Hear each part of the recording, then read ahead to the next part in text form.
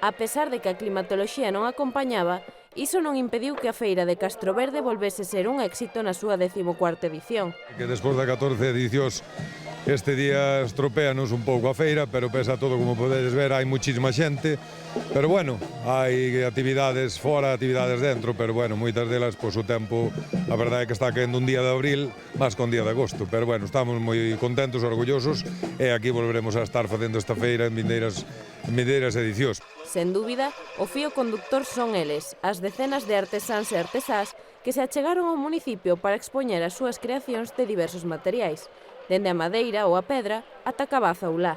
Entrado en húmedo que se poden facer pois roupa, boinas, como vedes aquí, bufandas, temos xabóns esponxa, un pouco todo. E despois hai tamén outra técnica que é con agulla.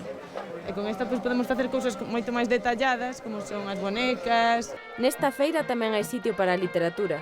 A Fortaleza Medieval de Castroverde foi a nova obra que se presentou este ano e no que a localidade cobra un gran protagonismo. Este ano é unha segunda entrega do traballo que preparei o ano pasado.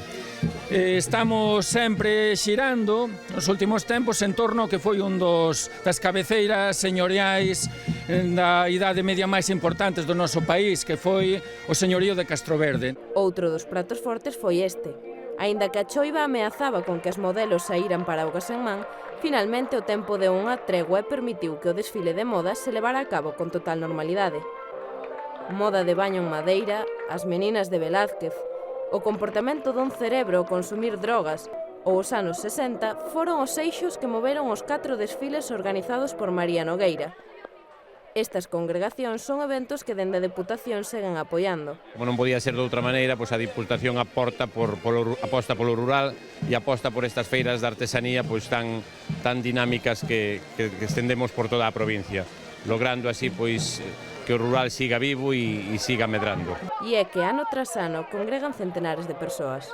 Pois a feira está moi ben, como a todos os anos hai moitísimas cousas, o que pasa é que este ano, pois claro, está moi deslucida polo tempo. Vimos sempre e a feira está moi ben. Está moi ben organizada, a organización é moi correcta e é moi mutuo ambiente, o que pasa é que desfavorece o día a climatología. A música estivo presente nesta xornada festiva e a gastronomía tamén se abriu un oco nunha feira chea de variedades. Unha fórmula de éxito que continúa a conquistar os máis tradicionais, pero que engade algunhas doses de actualidade para así atraer a todos os públicos.